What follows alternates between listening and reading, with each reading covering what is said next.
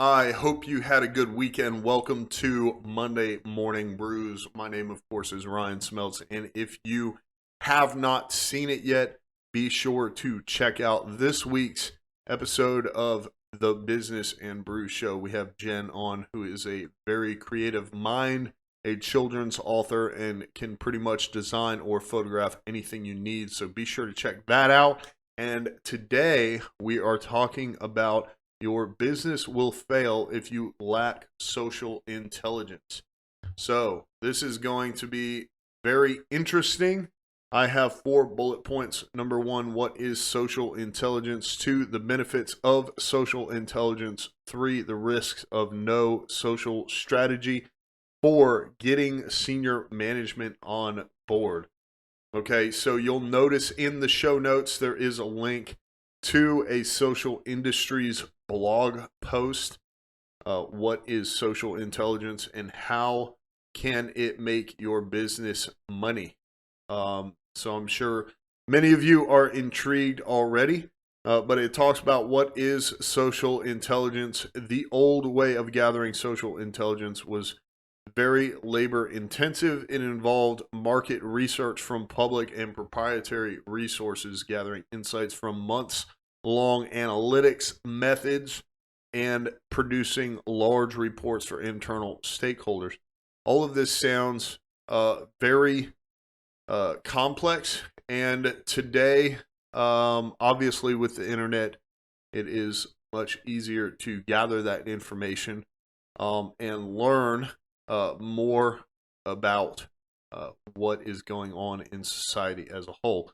So, in talking about social intelligence, it definitely makes me think of Gary Vaynerchuk and how he started in his father's wine business, and he would basically play the role of the cashier slash stock boy and view how the customers came into the store, how they interacted inside of the store, and what they did when they went to check out or leave the store. So that gave him a very big ear to the ground on society in general and basically how people act and interact with new and different things in society. So I would say if you want to learn and improve your social intelligence overall, then Gary Vaynerchuk would definitely be a good person to follow or check out his YouTube videos.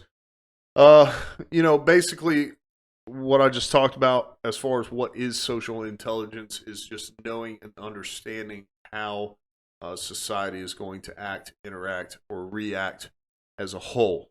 So, number 2, the benefits of social intelligence. Right here in the article, it talks about identifying micro trends and predictive analysis, predictive analytics. So basically, in your business, you can kind of create a plan for growth and make sure that whatever that is, especially if you're incorporating certain marketing strategies, that they're not going to fall to the wayside because it's actually applicable to what is going on or what is going to happen as it relates to society and the trends and your predictive models. So making sure that what is either historical with society as it relates to your business or what the predictive models say are going to happen is relevant. I guess to get a little more specific, to make it make sense, as you could say, if you are planning on advertising on a cable channel and then you do some research and realize that more and more people are streaming and no one has cable anymore, which could very possibly be true, then you may not want to invest those marketing dollars where nobody's going to pick up on your marketing or advertising because nothing hurts more than wasting money. And there's also potential it could be more costly per result than if you used a more modern way of marketing and advertising, such as email, websites, social media, uh, even cold calling, something like that. So just keep that in mind as it relates to social intelligence. Obviously, the benefits are you can kind of see where you want to go with your plan and how that lines up with where society is headed as a whole. The risks of no social strategy. So this is definitely something where you could incorporate a position into your business depending on the size of it. But here is an interesting piece of information. 72% of people that tweet a complaint to a brand expect a response within an hour. Okay. That's something that I was completely unaware of. And, if you're a small business, you may not be on Twitter, or maybe you are not as active on Twitter as some of these larger brands. However, it looks like that if somebody has a problem with your business and your business is on Twitter, or maybe it's not on Twitter and they just shout it out anyways, if they have a problem with it, it looks like they're taking to the internet.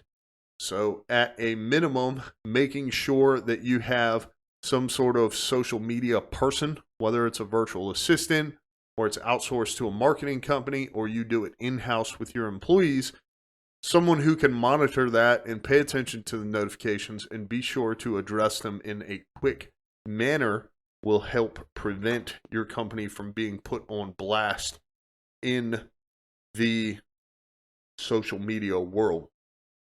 So the risk of no social strategy basically means that your company could be getting blasted online and you would have absolutely no idea. And you could very quickly be building a negative reputation and have nothing to combat that. Number 4, getting senior management on board. I don't think this would be too difficult. If you are a small business owner, then more than likely you are the senior management. If you do work for a company where the senior management needs to be brought on board, I would say at the end of the day, it all comes down to brand recognition and acceptance. If people are taking to Twitter and blasting your company, and your company has waited for you to bring up social intelligence and implement some sort of strategy, then it should be a pretty easy sell, just letting them know, hey, 72% of people that tweet complaints expect a response in an hour. If that business has Twitter, then more than likely there are complaints on Twitter for your organization that have received no response. So should be a pretty easy selling point. However, I would be hard pressed to hear about a business that doesn't have any social media whatsoever.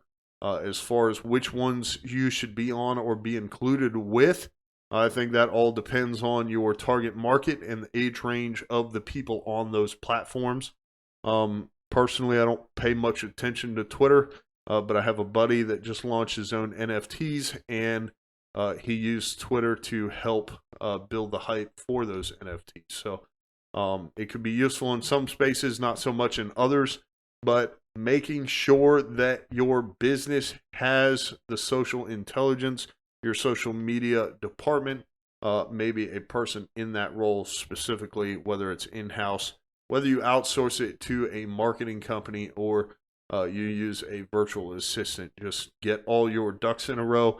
Be sure to check out the article once again in the show notes. Be sure to put those links down there for you guys so you can read it, as I don't get on here and read through these articles because I don't know. I feel like that would be weird. Then I would just be reading articles for a podcast instead of giving you my 2 cents. But in addition to my 2 cents, you can also get the professionals version directly from that link. And then links to our other episodes as well as our sponsors. That's how we continue to give you free content. Be sure to check them out. If you want coffee or need a website, it's down below. Leave us a 5-star review if you got any value from this episode, even if you didn't subscribe, so you can hear more of Morning Brews and the Business and Brews Show. And be sure to tell your friends to subscribe as well. My name is Ryan Smeltz, and I will see you tomorrow on Morning Brews.